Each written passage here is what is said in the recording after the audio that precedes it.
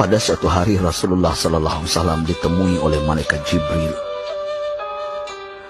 Rasul pun bertanya, "Ada apa wahai Jibril?" Jibril menjawab, "Wahai Muhammad, sesungguhnya hari ini Allah Subhanahu wa Ta'ala sedang mengobarkan nyala api neraka, dan seluruh para malaikat amat ketakutan. Mereka tidak tahu harus bagaimana. Untung aku ingat," kata Jibril, "bahwa engkau Muhammad adalah sumber cinta dan sayang Allah Subhanahu wa Ta'ala kepada alam semesta. Dengan alasan itu aku kesini, bertabaruk mengambil berkah dengan cinta Allah kepada dirimu, ya Rasulullah, ya Muhammad." Rasulullah terdiam beberapa saat, kemudian bertanya lagi, "Wahai Jibril, ceritakan padaku bagaimana neraka itu sesungguhnya." Jibril menjawab, "Wahai Muhammad, neraka itu bagaikan lubang-lubang yang terdiri dari 7 tingkat. Jarak antara satu lubang dengan yang lain ialah perjalanan 70 tahun. Lubang paling bawah adalah lubang yang paling panas." Nabi SAW meneruskan pertanyaannya, "Lalu siapakah penghuni lubang-lubang neraka itu, wahai Jibril? Sampaikan kepadaku, Jibril." Jibril menjawab, "Lubang yang paling bawah diciptakan untuk orang-orang munafik. Lubang yang berikutnya untuk penyembah berhala, lalu untuk penyembah bintang dan matahari." Jibril terus menerangkan penghuni tingkatan neraka hingga lubang yang kelima, tempat umat Yahudi, dan yang keenam dihuni oleh umat Nasrani. Setelah menjelaskan penghuni 6 tingkatan neraka, Jibril diam cukup lama. Rasulullah SAW penasaran dan bertanya kepada Jibril, "Wahai Jibril, siapakah penghuni neraka yang ketujuh?" Jibril diam saja tidak menjawab. Rasulullah SAW mengulangi pertanyaannya, tapi Jibril tetap diam.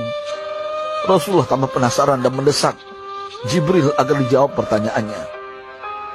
Akhirnya Jibril pun berkata, "Umatmu, wahai Muhammad, mereka itu para pelaku dosa besar di kalangan umatmu, yang dimana sampai mereka mati belum sempat bertaubat." Mendengar jawaban Jibril, Rasulullah langsung jatuh pingsan. Jibril merangkulnya dan meletakkan tubuh baginda di atas pangkuannya. Tak berapa lama Rasulullah SAW sadar dan langsung menangis bersimbah air mata dengan terisak-isak. Rasulullah mempertegas pertanyaannya, "Wahai Jibril, apakah benar ada di antara umatku yang masuk neraka?" Jibril menjawab, "Benar, wahai Muhammad, pelaku dosa besar di antara umatmu yang belum bertaubat." Setelah itu Rasulullah menghadap kiblat dan sujud kepada Allah dalam isak tangisnya. Sesekali dengan suara pelan beliau membisikkan kata-kata, "Ummati ya Rabb, ummati, ummati, ummati." Beliau SAW tidak mengangkat kepalanya dalam keadaan seperti itu selama 3 hari 3 malam, kecuali setiap Bilal bin Rabah mengumandangkan azan, barulah beliau bangkit untuk menjadi imam, dan setelah itu kembali sujud lagi. Pada hari ketiga Abu Bakar menyadari hal ini, beliau mengetuk pintu Rasulullah dan mengucapkan salam 3 kali, namun tidak terdengar jawaban. Abu Bakar sedih dan berseru di hadapan pintu Nabi besar Muhammad SAW, "Apakah ada jalan untuk masuk ke rumahmu ya Rasulullah?" Tetap tidak ada jawaban. Di jalan Abu Bakar bertemu sahabat Umar. "Mengapa engkau menangis, wahai Abu Bakar?" kata Umar.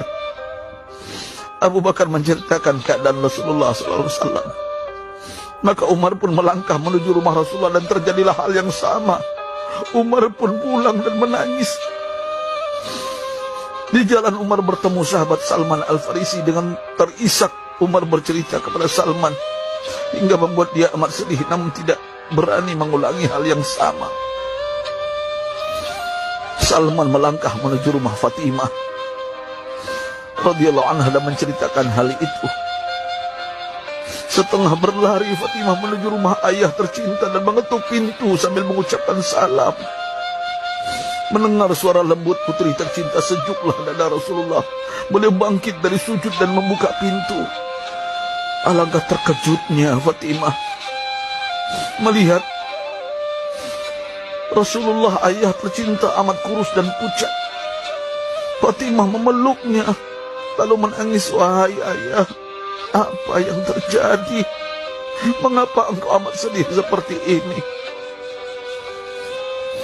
Rasulullah kembali menangis dan berkata dengan suara lirih, wahai Fatimah, belahan jiwa aku. Bagaimana mungkin aku tidak sedih sedangkan Jibril mengatakan akan ada kelak umatku yang akan masuk neraka. Subhanallah, betapa besar cinta Rasulullah kepada kita umatnya. Sahabatku, Rasulullah mencintai kita. Antaman ma'aman ahbab, engkau akan berkumpul dengan orang yang kau cintai. Mari kita mencintai baginda Nabi besar Muhammad SAW yang mencintai kita umat yang tidak rela kita masuk neraka. Mari kita mencintai beliau dengan berselawat.